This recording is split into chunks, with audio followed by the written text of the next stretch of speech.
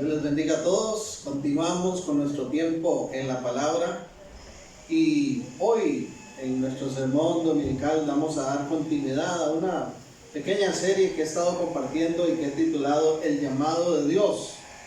Hablamos inicialmente del llamado de Dios hacia la fe, pasar de la incredulidad a la fe. Continuamos hablando de que el llamado de Dios nos reta, nos lleva a salir del pecado para manifestar un arrepentimiento genuino.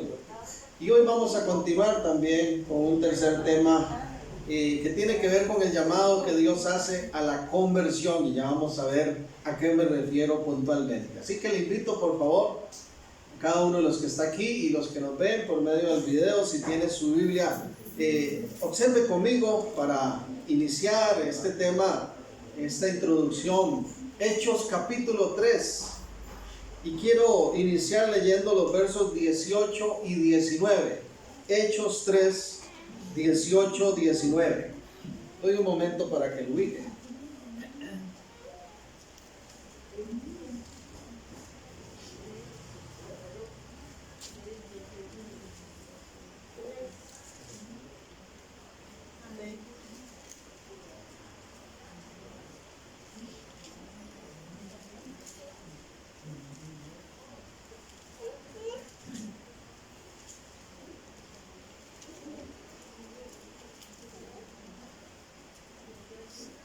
Gloria a Dios, amén.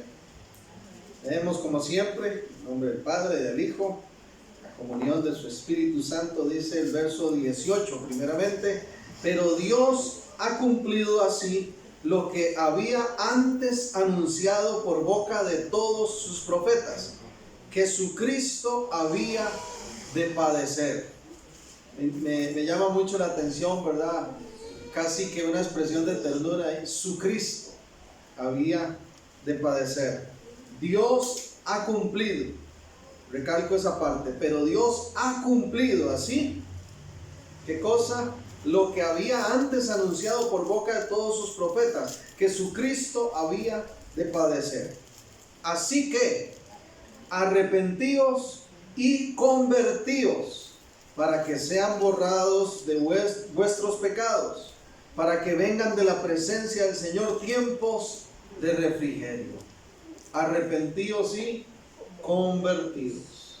Dios nos hace un llamado del arrepentimiento a la conversión también, y de eso vamos a referirnos en este día. Primero quiero resaltar esto que dice que Dios ya ha cumplido.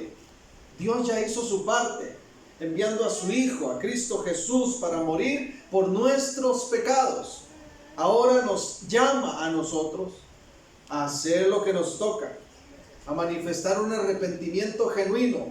¿Cómo se demuestra un arrepentimiento genuino? A través de la conversión de nuestra vida.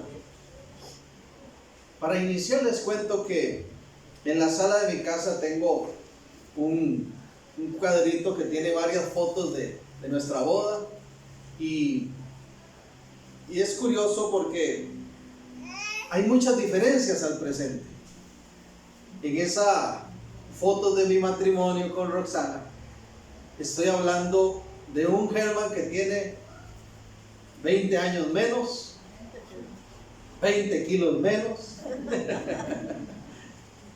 que era talla 31, ahora soy 36 de pantalón,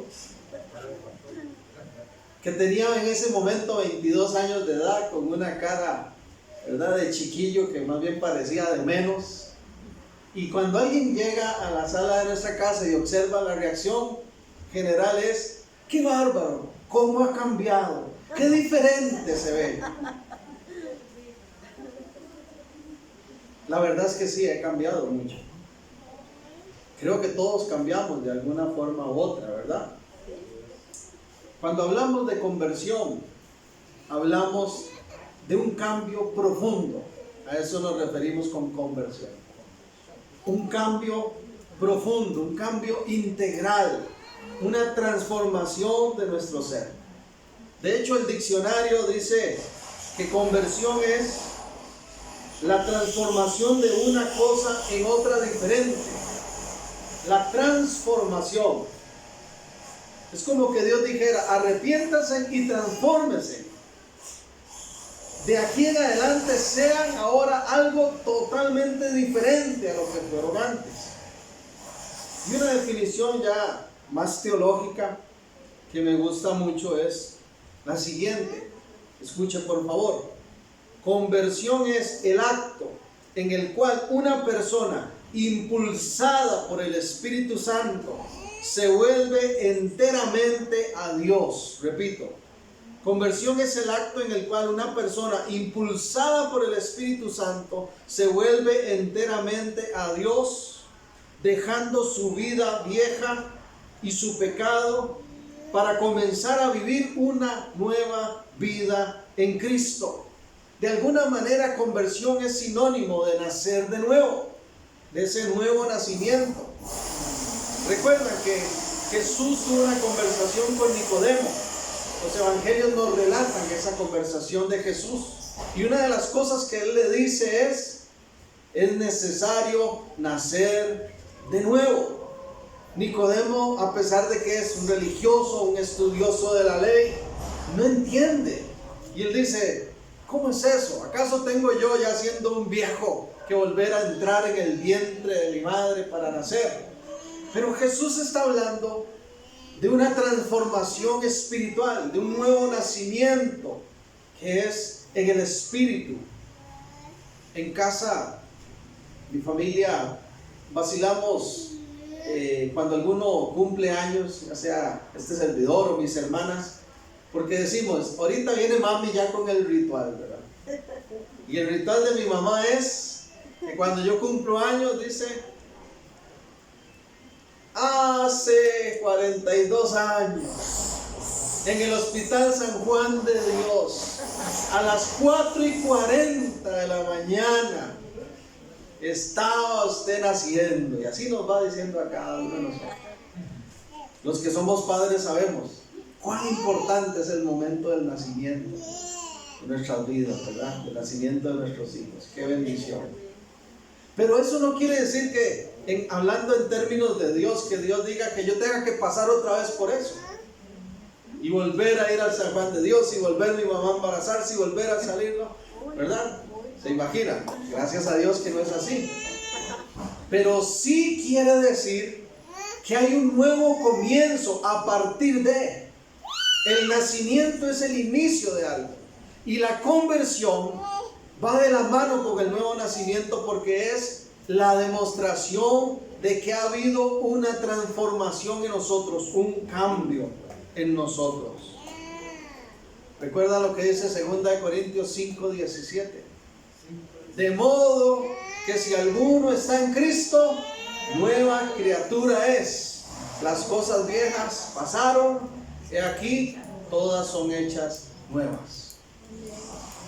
¿Cuántos desearían tener una segunda oportunidad en la vida? Hay gente que sueña y dice, uy, si yo pudiera retroceder el tiempo, si yo pudiera empezar todo de nuevo.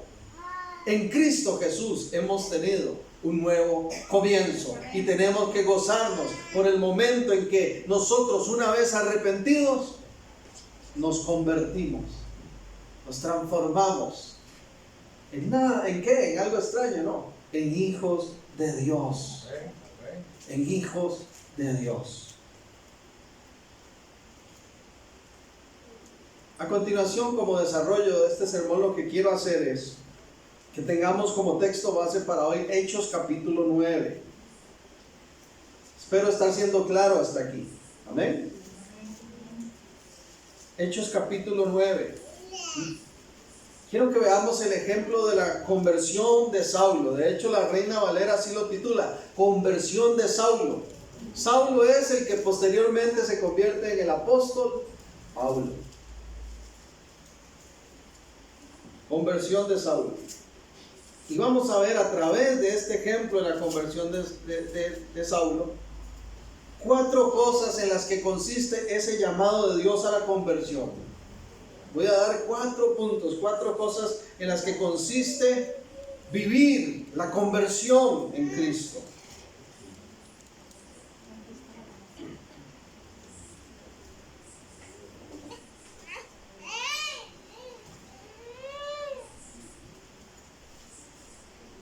Hechos capítulo 9. Saulo, respirando aún amenazas, estoy en el verso 1, y muerte contra los discípulos del Señor, vino al sumo sacerdote y le pidió cartas para las sinagogas de Damasco, a fin de que si hallase algunos hombres o mujeres de este camino, refiriéndose a la nueva iglesia cristiana que había empezado a surgir, ¿verdad? Que si hallaba a hombres o mujeres de este camino, los trajese presos a Jerusalén. Ese era Saulo, perseguidor de la iglesia.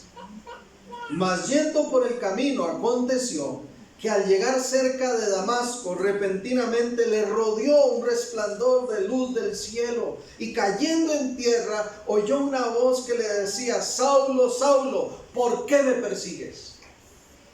Imagínense qué impresionante para Saulo. Saulo lleva una cosa en mente. Él va camino ¿a qué? A perseguir a los cristianos. Él va deseando encontrarse a hombres, a mujeres que crean en Cristo, para que los apresen, para que los torturen, para que los maten. Ese es el pensamiento de Pablo. Dice que va respirando amenazas. Y el Señor se le aparece. Dice que le rodea un resplandor de luz del cielo, cae a tierra y Dios le habla: Saulo, Saulo, ¿por qué me persigues? Él dijo: ¿quién eres, Señor? Y le dijo, en el verso 5, yo soy Jesús a quien tú persigues. Dura cosa te es dar coces contra el aguijón. Pablo, chocaste contra la pared. Pablo, ahora vas a entender que tú estás haciendo una tontera, que tú estás haciendo lo más ilógico que puede hacer alguien. Tú estás creyendo, intentando ponerte contra mí, cuando yo soy el Dios verdadero. Eso es lo que le está demostrando Dios en ese momento a Saulo en su experiencia de revelación. Verso 6. Él, temblando y temeroso, dijo: Señor, ¿qué quieres que yo haga? Y el Señor le dijo: levántate y entra en la ciudad y se te dirá lo que debes hacer. Y los hombres que iban con Saulo se pararon atónitos, oyendo a la verdad la voz, mas sin ver a nadie. Los que lo acompañaban oyeron también, oyeron la voz de Dios, pero no le vieron, porque Dios estaba revelando a Saulo en ese momento con un propósito importante para su vida. Entonces Saulo se levantó de tierra, abrió los ojos, no veía a nadie, así que llevándole por la mano le metieron en Damasco, donde estuvo 3 días sin ver y no comió ni bebió. Quedó ciego de ese resplandor de la luz de Dios. Había entonces en Damasco un discípulo llamado Ananías, a quien el Señor dijo en visión: Ananías. Y él respondió: heme aquí, Señor. Y el Señor le dijo: levántate y ve a la calle que se llama Derecha y busca en casa de Judas a uno llamado Saulo de Tarso, porque he aquí, él ora. Mira qué interesante. Dios le habla a Ananías y le dice: Ananías, ponga el Waze porque va a ir a buscar a Saulo. Esta es la dirección. Vaya a esta ubicación, porque va a ir a encontrar un hombre que está orando. 12. Y ha visto en visión a un varón llamado Ananías que entra y le pone las manos encima para que recobre la vista. Ya Saulo había visto en visión, Dios le había mostrado que Ananías iba a llegar, porque Dios no es Dios de confusión. Cuando Dios se revela a la vida de cualquier persona, se revela en la forma más lógica posible, en la forma más clara posible. Dios no es Dios de confusión. Cuando Dios se revela a alguien, se manifiesta con claridad. ¿Cuántos alaban al Señor por eso? Entonces, ¿cuál es la respuesta de Ananías? Versículo 13. Señor, he oído muchas cosas acerca de este hombre. ¿Cuántos males ha hecho a tus santos en Jerusalén? En otras palabras, Ananías tuvo miedo. Dice: Señor, voy a ir yo donde el tal Saulo, que todo el mundo sabe que es un perseguidor de la iglesia, que tiene autoridad para encarcelar, para apresar a los cristianos, que ha hecho muchos males. 14. Y aquí aún tiene autoridad de los principales sacerdotes para prender a todos los que invocan tu nombre. Y aquí es donde viene lo maravilloso. El Señor le dijo: ve, porque instrumento escogido me es este, para llevar mi nombre en presencia de los gentiles y de reyes y de los hijos de Israel. Lo primero que quiero mencionar es que conversión es una transformación en el estilo de vida. Eso es conversión. Cuando la palabra nos habla de conversión, lo que habla es de una transformación en el estilo de vida. Saulo pasó de ser un hacedor de males, dice ahí, un exterminador de la iglesia, a convertirse, a transformarse en un instrumento escogido, ahora más bien para el crecimiento de la iglesia. Mira qué tremendo. En eso se transformó, en eso se convirtió. No en un asesino de cristianos, en un multiplicador de los discípulos de Cristo ahora. ¿Qué lo que era? ¿Quién iba a imaginar que Dios iba a escoger a ese? ¿Quién iba a imaginar que Dios te iba a escoger a ti o a mí? Pero Él tiene propósitos gloriosos y llama a los menos pensados. Por eso Pablo escribió posteriormente en Corintios que lo vil y lo menospreciado del mundo escogió Dios para avergonzar a los sabios. Dios te escogió a ti. Dios me escogió a mí. Tal y cual somos, aun con lo mal que estuviéramos, porque los propósitos de Dios son grandes. Dice que Saulo antes era un hacedor de males. Me llamó mucho la atención eso. En Colosenses capítulo 3, voy a leer Colosenses capítulo 3, a partir del versículo 1. Porque Dios nos llama a convertirnos, a dejar de ser hacedores de males, a transformarnos ahora en instrumentos suyos, escogidos, útiles para su reino. Dios no nos llamó para sentarnos cómodamente ahí en una silla. Dios no nos llamó para que presumiéramos de boca y dijéramos: yo soy cristiano. Dios nos llama con propósito, y el propósito empieza con una santificación, para que nosotros dejemos de hacer los males que hacíamos y ahora hagamos el bien de Dios. Colosenses 3:1. Si pues habéis resucitado con Cristo, buscad las cosas de arriba, donde está Cristo sentado a la diestra de Dios. ¿Usted ha visto lo que pasa cuando alguien empieza a ver para arriba? A veces hay videos de esas bromas que ponen en internet, ¿verdad? Alguien se para y empieza. ¿Qué pasa si alguien empieza a decir: yo estoy viendo aquí para arriba? ¿Le van a dar ganas a usted de qué? De ver para arriba. Para eso nos llamó Dios. Para ver para arriba. Para dejar de ver lo terrenal. Para dejar de enfocarnos en los deleites, en los placeres del mundo, en las cosas vanas. Y para hacer que otros quieran ver lo que estamos viendo. Por eso dice el verso 2: poned la mira en las cosas de arriba, no en las de la tierra, porque habéis muerto y vuestra vida está escondida con Cristo en Dios. Dice el 5: haced morir pues lo terrenal en vosotros. Y por si alguien tiene duda de qué es lo terrenal, entonces lo aclara aquí. Haced morir, muéranse, estén muertos para las cosas terrenales.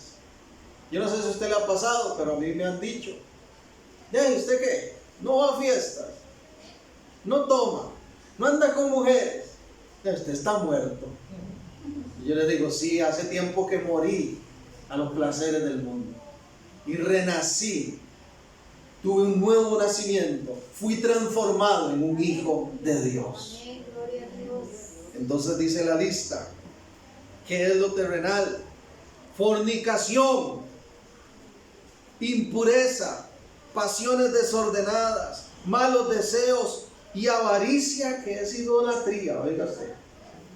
Tal vez alguien diría, es que fornicación, ya bárbaro, eso sí es malo. Pero es un gran avaro. Y resulta ser que la avaricia es idolatría. Nos gusta a veces ponerle rangos a los pecados. Y cosas por las cuales la ira de Dios viene sobre los hijos de desobediencia. Si ya nos hemos convertido, si tú y yo podemos decir hoy, yo he nacido de nuevo, yo tuve una conversión, hoy somos hijos de Dios, no hijos de ira, ni hijos de desobediencia, hijos de Dios. Lo triste es que hay hijos de Dios que se comportan como hijos de desobediencia, porque no han tenido una verdadera conversión. Son simpatizantes del Evangelio, les agrada las cosas de Dios, les llama la atención, pero su vida no ha demostrado una verdadera conversión. Y lo que estamos diciendo en primer lugar es que conversión es un cambio radical en el estilo de vida. Eso es haberse convertido. Segunda de Timoteo 2.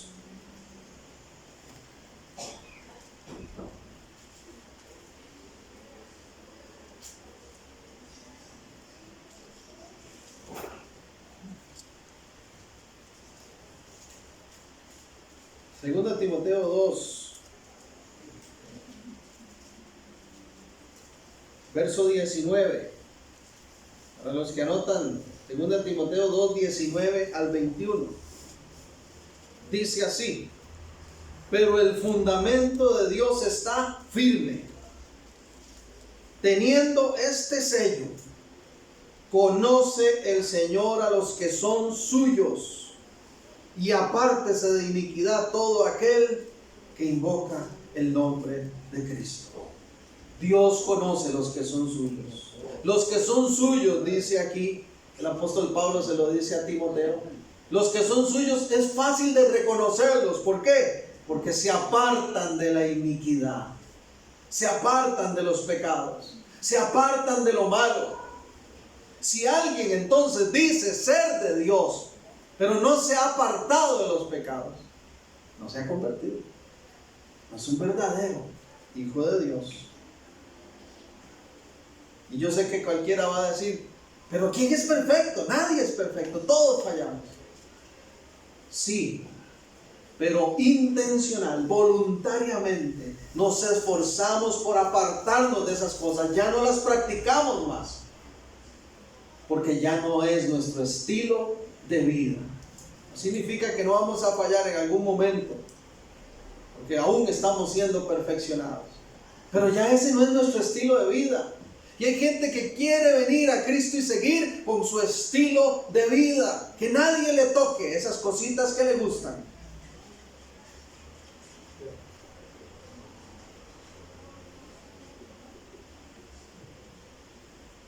Dice el 20, y vea el ejemplo que pone. Pero en una casa grande no solamente hay utensilios de oro y de plata, sino también de madera y de barro, y unos son para usos honrosos y otros para usos viles. A veces cometemos el error de que cuando va a llegar una visita a nuestra casa, entonces sacamos los mejores platos, los vasos más finos que tengamos y los cubiertos más lindos. Pero cuando somos entre nosotros mismos, tráete ese que está roto y sin oreja y manchado. En una casa hay utensilios honrosos de oro, utensilios finos, pero también en una casa, dice, hay otros que son de madera, de barro, que no son tan honrosos, que son para usos más viles, más viles.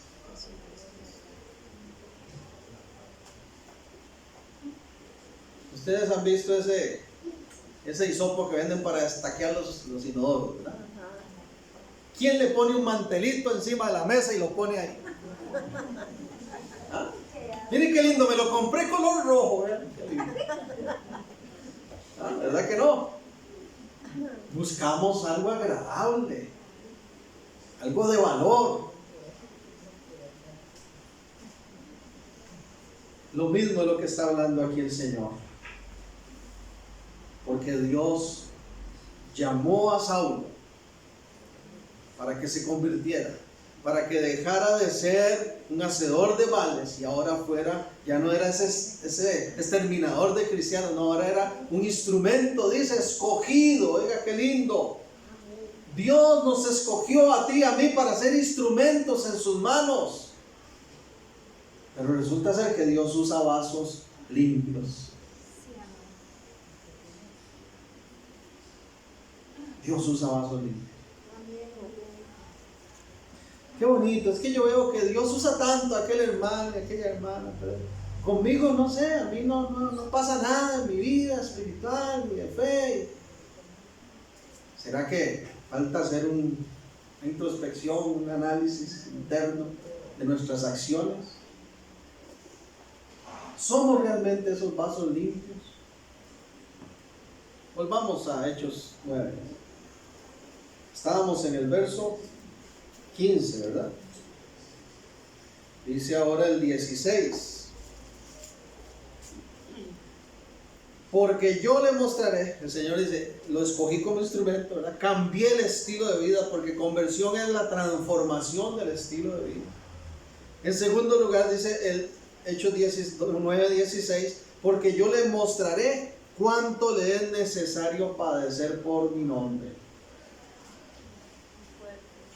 Aquí, hermanos, sinceramente, como que no dan ganas de incluir eso en el sermón, porque no es algo que llame la atención. Muchos prefieren no tocar esos temas. Pero yo, siendo responsable de lo que enseña la congregación, no puedo pasar por alto esto. Y el Espíritu Santo me dice, enfatiza esto. Conversión es igual a sufrimiento. Ya no nos gustó. Es que qué bonito que nos transformen la vida y tener una nueva vida con todo lo bueno de Dios. Pero conversión es igual a sufrimiento. ¿Por qué? Porque Saulo pasó de tener una vida de aceptación. Oiga, lo aceptaban hasta los sacerdotes, las autoridades. Le daban autoridad, le daban cartas, le daban títulos, le daban posición. Tenía renombre en medio de su gente. Tenía una vida de aceptación. ¿Y en qué se convirtió? En el rechazado de todos. Comenzó a nadar contracorriente. Imagínense que ni los cristianos mismos lo aceptaban. Vea que hasta Ananías dijo, Señor, ¿de verdad quieres que vaya donde ese? Si ese es el que, ¿te acuerdas? El que nos ha perseguido. Yo me imagino a Ananías, seguro insistió y le dijo, pero Señor, de verdad, a ese, el que encerró a mi primo en la cárcel, el que encerró a tal, ese sí. Porque cuando nos convertimos, dejamos de ser los aceptados para ser los rechazados. Y empezamos a sufrir el menosprecio de los demás.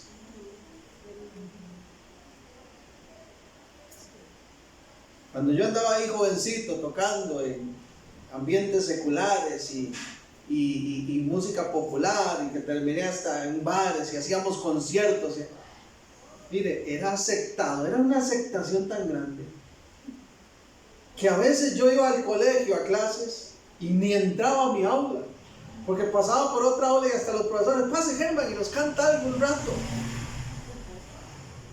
Agarré una fama demoníaca, de verdad. Hasta el año perdí, el año lectivo. Pero cuando el Dios me confronta con mi realidad y me dice, ¿y tú qué eres? No eres mi hijo. ¿Qué andas haciendo en esos ambientes? Y cuando yo me vi ahí en un bar y todas esas cosas, y yo dije, no, lo que yo hago, el talento que Dios me ha dado para ejecutar un instrumento, para cantar, va a ser solo para Él. ¿Qué cree que pasó cuando pasaba luego por las aulas? Ahí viene Germán, cántenos ahí, por favor, hay una fuente en mí. Oye, ¿no? Ahí viene el pandereta y sí, alabaré.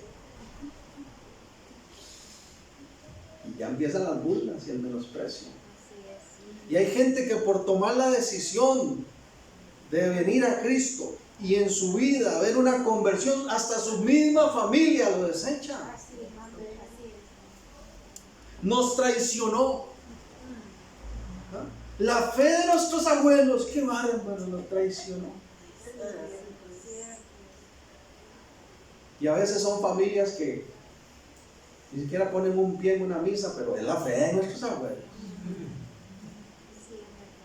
No, es que la conversión ocurre al encontrarnos con Cristo, no con una religión. Ahí es donde nos convertimos. Pero viene el sufrimiento. En Mateo capítulo 7, Jesús fue muy claro en relación a esto. Mateo capítulo 7.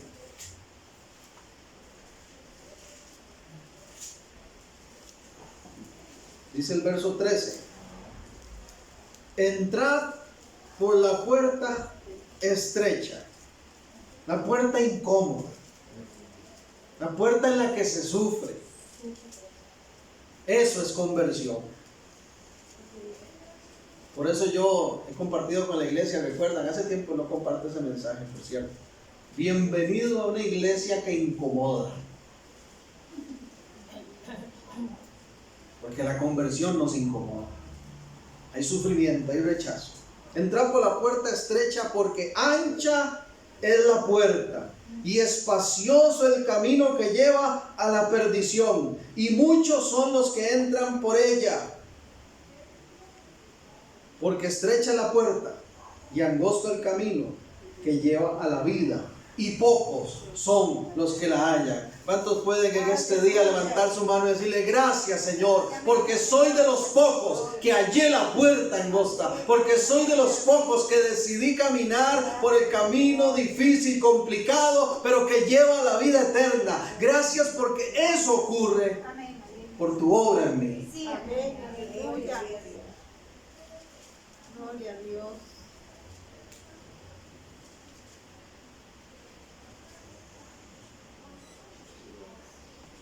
A mí a veces me vacilan de que yo soy muy romanticón y todo esto, pero hermanos, yo vivo agradecido con Dios. Ahora en mayo, 12 de mayo, yo le di gracias a Dios. Porque 20 años de matrimonio ya no los tiene cualquiera. Qué triste, ¿no? Ahora es más fácil, juntémonos, vivamos un ratito ahí a ver cómo nos va y entonces decidiremos después. Pero comprometerse a hacer un pacto con Dios, a vivir con una sola mujer, con un solo hombre, ya la sociedad no quiere eso. Tengo una amistad de la infancia que yo digo que tiene el récord, hermanos. Este amigo se casó y a la semana estaba sacando sus chunches y yéndose de la casa. Una semana aguantó, récord.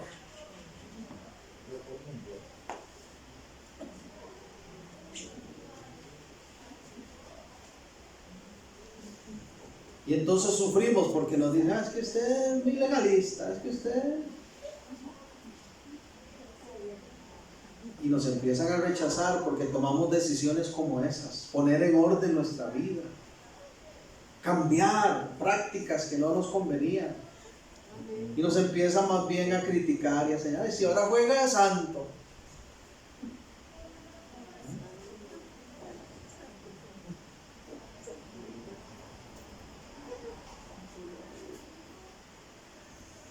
Había hace muchos años un conjunto musical que se llamaba Los Iracundos. Y me llamó la atención porque me di cuenta luego que el cantante principal se convirtió a Cristo, ¿verdad? Entonces sacó un disco y le puso: ya no soy un iracundo, ¿Usted cree que volvió a llenar así los lugares? Ya no, porque la gente a quién quería, al iracundo. El camino ancho, la puerta ancha, el camino espacioso es lo que llama la atención, es lo que la gente quiere. Pero los valientes perseveramos aunque sea difícil, y aunque haya sufrimiento, agradecemos a Dios por el día en que nos convertimos, que venimos a Él y fuimos transformados. Dice el verso 17, volviendo a Hechos 9. Fue entonces Ananías y entró en la casa, y poniendo sobre él las manos dijo: hermano Saulo, el Señor Jesús que se te apareció en el camino por donde venías, me ha enviado para que recibas la vista y seas lleno del Espíritu Santo. Conversión es igual a transformación en el estilo de vida. Conversión es igual a sufrimiento, a rechazo de la gente. Conversión, en tercer lugar, es vida llena del Espíritu Santo. Una persona que realmente ha vivido la conversión es una persona llena del Espíritu Santo de Dios.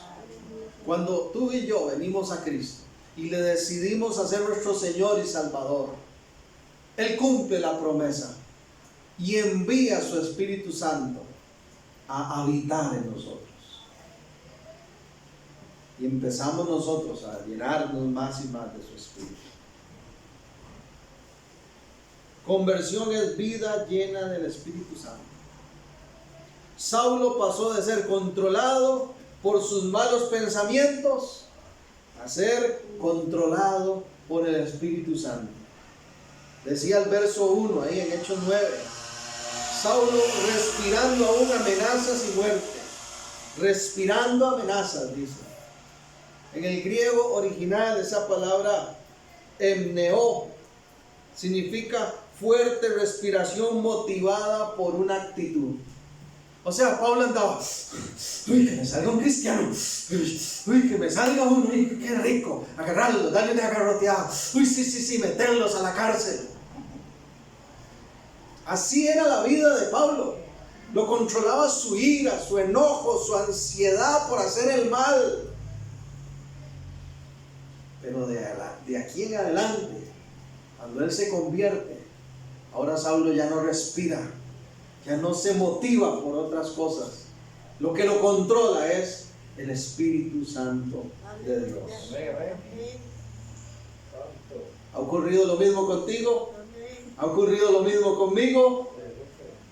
Yo digo sí, amén. Y conozco muchos creyentes que hoy en día se sorprenden porque llega alguien y les hace una trastada, les hace alguna ofensa fuerte, les hace algún maltrato. Y el mismo creyente se sorprende y dice: Dios mío, de verdad que me has cambiado. Porque si esto me lo hubieran hecho antes, ahí estaría hecho un puro pleito ahí en el suelo, revolcándome seguro. Y nos atacan y nos hieren y se burlan de nosotros, y uno dice: Dios mío, no puedo, es increíble cómo tuve paz, cómo me controlé. Porque el Espíritu Santo habita en nosotros.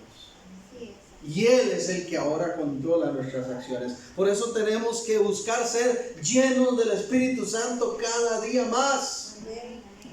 En Efesios capítulo 5, el ejemplo que pone el apóstol Pablo, vea cómo lo entendió él. En Efesios 5, Pablo escribe en relación a la llenura del Espíritu Santo. 5:18.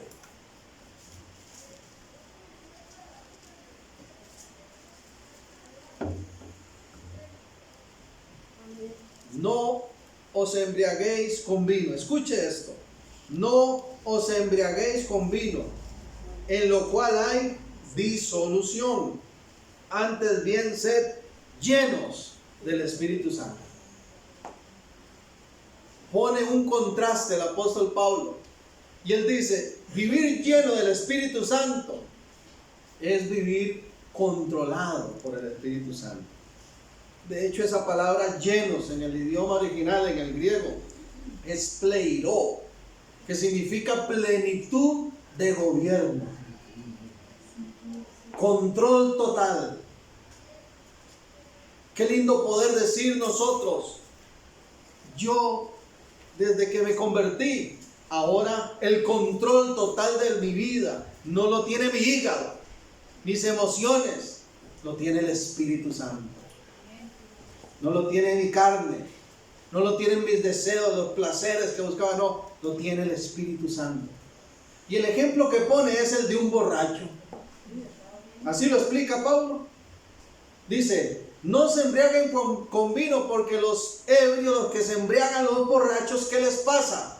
Tienen disolución.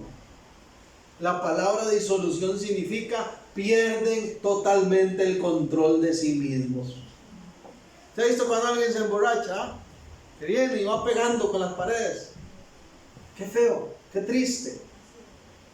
Yo he visto personas que se han dado cada golpe en el suelo, porque vienen borrachiticos. Cuando una persona se emborracha, pierde el control.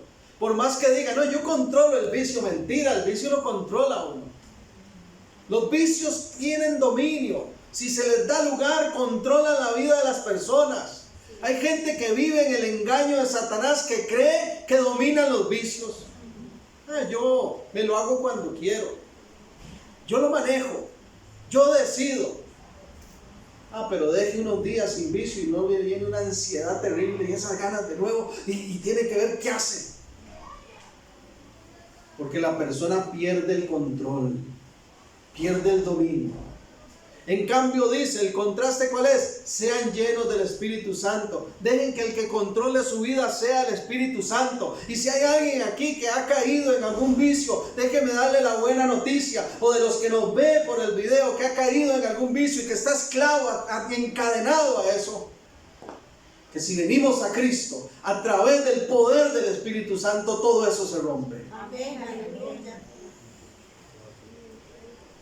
Y yo doy testimonio de eso porque vengo de una familia restaurada por Dios. Y mi papá, la mayoría de ustedes lo conocen, es un testimonio de lo que es nunca más dejarse controlar por el vicio y ponerse en las manos del Espíritu Santo para controlar su vida. Eso es llenura del Espíritu Santo. No crea que llenura del Espíritu Santo solo darle unos cuantos brincos y hablar en lenguas y hacer. Esas son manifestaciones que pueden haber. Pero la principal evidencia de que una persona es llena del Espíritu Santo es que el Espíritu de Dios controla su vida, sus acciones, sus decisiones. Alaban al Señor.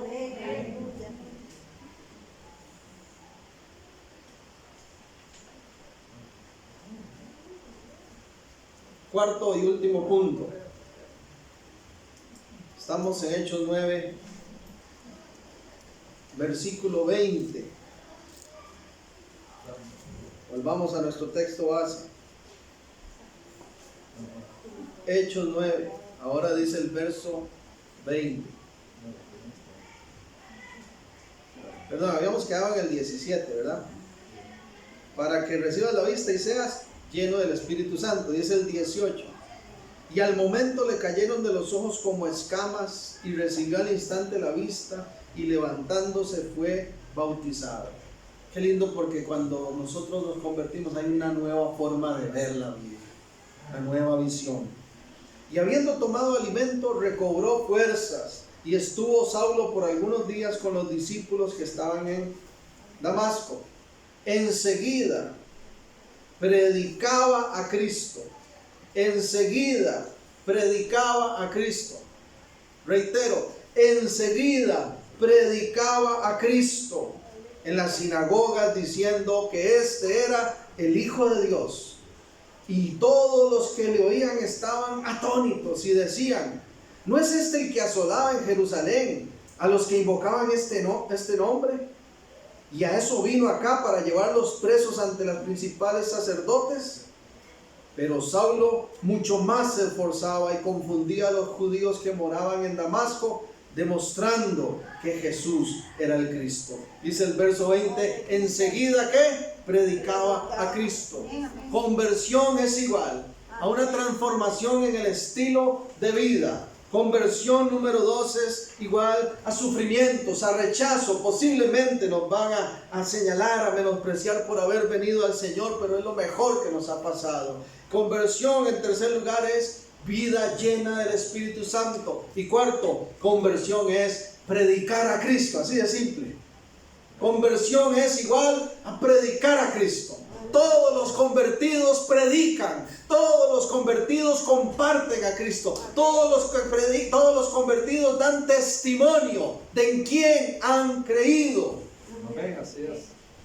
Saulo pasó de estar contra Cristo a reconocer el privilegio y la urgencia de que todos vengan a Él. Cuando algo bueno le pasa a uno, hermanos, uno quiere contarlo.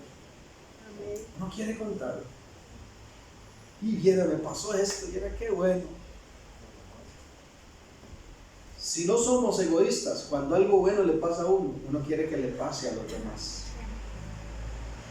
Qué mayor beneficio que haber encontrado la gracia, el perdón, la salvación en Cristo Jesús. Gloria.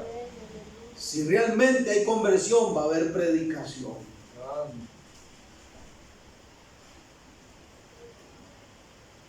Jesús dijo, Marcos 16:15, id por todo el mundo y predicad el Evangelio a toda criatura. Vayan por todo lugar, prediquen el Evangelio a toda criatura, a toda persona, pequeños a grandes, a ricos, a pobres, a famosos, a no famosos, a reconocidos, a no reconocidos, a simpáticos, a amargados, a todos. Porque a veces hasta queremos escoger a quién le predicamos. Ese cae muy mal.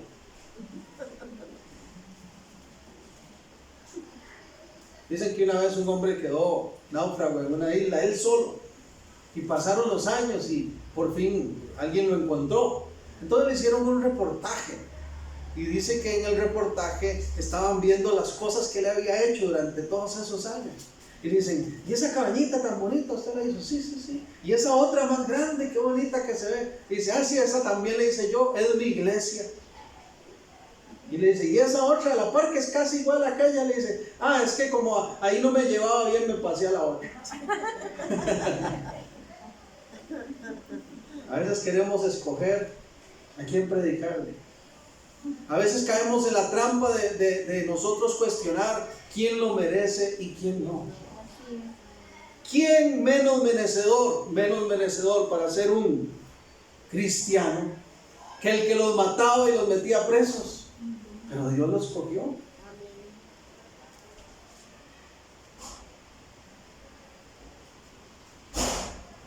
Un último texto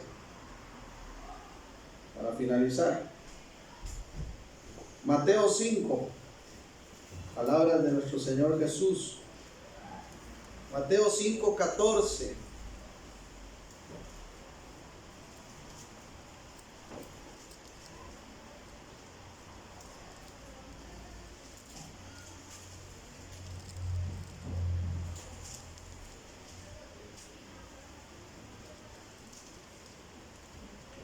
Por eso, hermanos, no perdamos de vista nuestro lema como iglesia. Esta iglesia por algo se llama plantío de Dios. Tiene un objetivo: crecer en palabra y espíritu, llenura del espíritu. ¿Para qué? Para vernos bien lindos aquí el resto de los años, para que ocurra lo mismo como otros, para cosechar más almas. Y ese ha sido lamentablemente el punto frágil de esta congregación durante mucho tiempo. Nos hemos muchas veces acomodado y acostumbrado a ser los mismos. No se canse de insistir, no se canse de invitar, no se canse de proclamar a Cristo, no se canse de invitar a otras personas. Porque si hay conversión, hay predicación. Y no estoy hablando de estar aquí en el púlpito con un micrófono, no, en el diario vivir. Hay una frase que le atribuyen a Francisco de Asís, que él dijo, predica el evangelio en todo lugar, y si es necesario, habla. Porque el evangelio no solo se predica con palabras, con testimonio. ¿Qué estamos nosotros proclamando desde nuestra casa? ¿Cómo nos ven nuestros vecinos, nuestros compañeros de trabajo, nuestros amigos, nuestros familiares? ¿Ven una persona que ha vivido una conversión en Cristo? Ese es el reto. Palabras de Jesús, Mateo 5:14. Vosotros sois la luz del mundo. Y pone este ejemplo. Una ciudad asentada sobre un monte no se puede esconder. Si hay una ciudad que está en el alto de una montaña, esa ciudad no se puede esconder, porque cuando enciende las luces, todo el mundo ve la luz prendida. Lo que está diciendo el Señor es: yo te saqué, yo te puse en alto, para que alumbres, para que brilles, para que todos puedan ver esa luz. Agrega, verso 15. Ni se enciende una luz y se pone debajo de un almud, debajo de un mueble, y debajo de la mesita de noche ahí metida. ¿Para qué vamos a poner la luz ahí? La luz, ¿dónde se pone? Dice el versículo. Sobre el candelero, y alumbra a todos los que están en casa.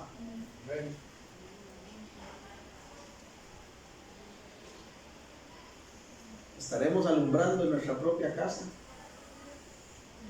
¿Estaremos testificando de nuestra conversión en el núcleo de nuestra familia? 16. Así alumbre vuestra luz delante de los hombres, de toda persona, para que vean vuestras buenas obras y glorifiquen a vuestro Padre que está en los cielos.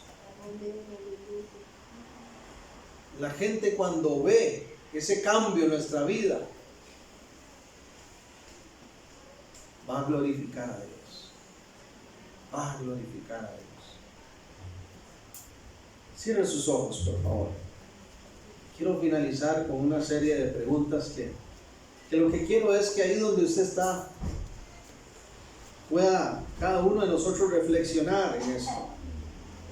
Son preguntas muy intencionales, pero no quiero que piense en alguien más, no piense en usted mismo.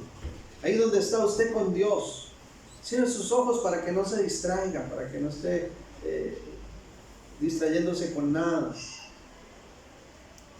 Y escuche estas preguntas. Respóndase ahí usted mismo ante Dios. No necesita hacerlo en voz alta, solo meditarlo en su corazón, en su ser.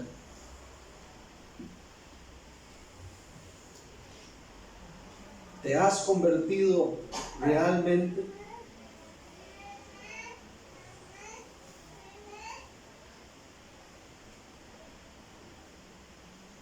¿Realmente ha ocurrido una transformación en tu estilo de vida?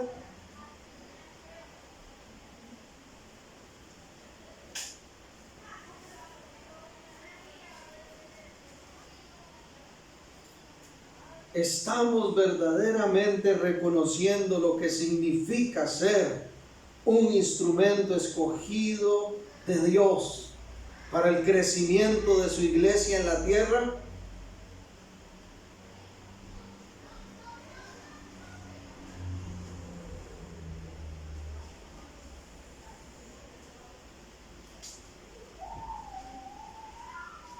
¿Está nuestro diario vivir demostrando que somos verdaderamente llenos de su Espíritu Santo?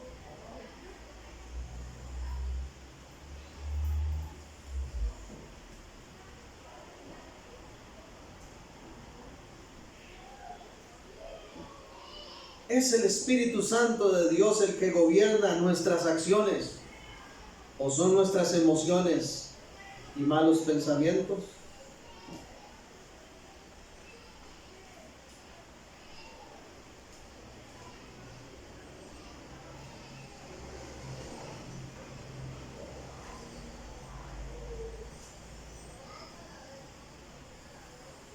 entendemos y aceptamos con gozo la realidad de que al convertirnos a Cristo empezamos a nadar contra corriente?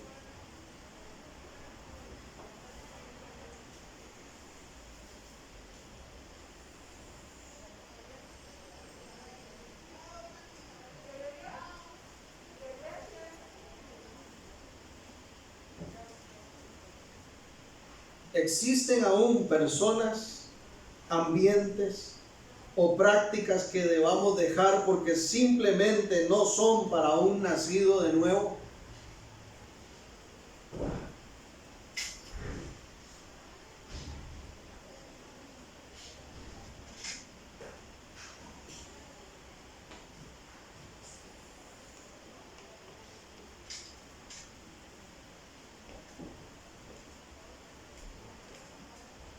¿Estamos realmente comprometidos con que otros conozcan a Cristo y sus vidas sean también transformadas?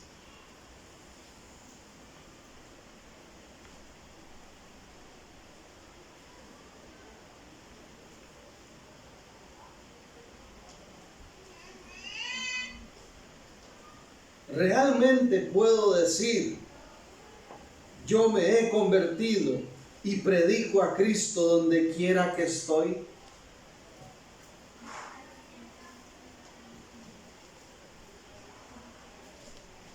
¿Qué tal si se pone sobre sus pies, por favor?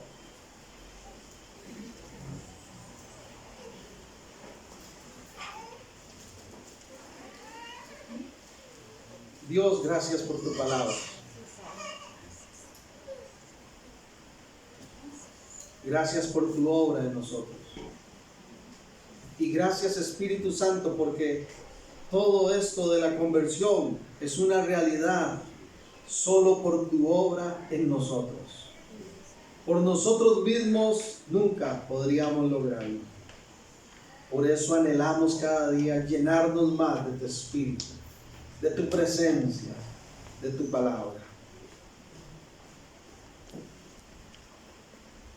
Perdónanos, Señor, si hay cosas en nuestro estilo de vida que ya no calzan con esta nueva vida en Cristo.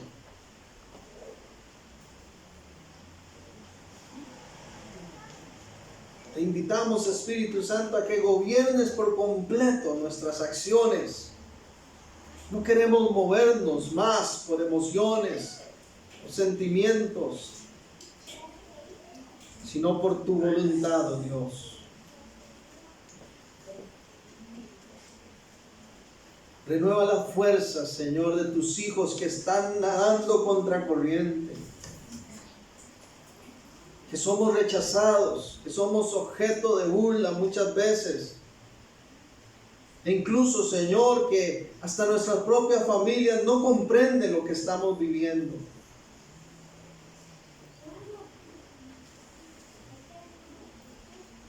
Pero gracias, Señor, porque te tenemos, porque nos has transformado, porque somos tus hijos. Esto que vivimos, que es tan maravilloso, queremos transmitirlo a todos los que nos rodean, a través de una vida íntegra, de un testimonio de rectitud, de santidad y de la proclamación de tu palabra donde quiera que estemos. Dios, yo te pido que uses esta iglesia, que uses cada día más a estos instrumentos que has escogido, porque es a través de estos instrumentos que tu reino sigue extendiéndose en la tierra. Permítenos, al igual que Saulo, ahora siendo ya apóstol Pablo, cumplió ese objetivo y trajo crecimiento a la iglesia cristiana. Permítenos a nosotros ser esos instrumentos de crecimiento aquí en esta comunidad de fe y en donde quiera que estemos. En el nombre de Jesús, que así sea, Padre. Amén.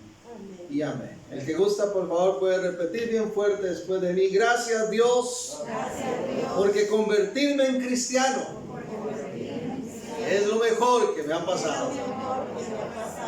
Ahora vuelvo hacia el que está a la par y dígale, adelante.